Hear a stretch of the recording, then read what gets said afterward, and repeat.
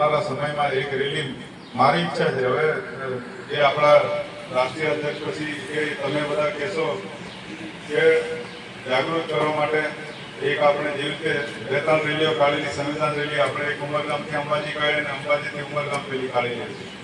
તો એવી એક રેલી આપણી ફરી નીકળે અને જ્યારે 13મી સપ્ટેમ્બર છે એ દિવસે સંમેલન કરવું કે આ રેલી કરવી ના એક બીજો પણ કાર્યક્રમ છે. એને હું જાહેર નથી કરતો એટલા માટે કે જાહેર કરે તો એનું અનુકરણ બીજા લોકો કરી જાય.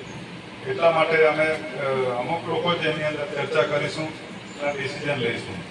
તો ખાસ કરીને આપણા આજના જે એજન્ડા જે છે એ 9મી ઓગસ્ટ કેવી રીતે ઉજવવી, ક્યાં ઉજવવી એ બધાના મંતવ્યો માટે ખાસ આજે મિટિંગ રાખી છે.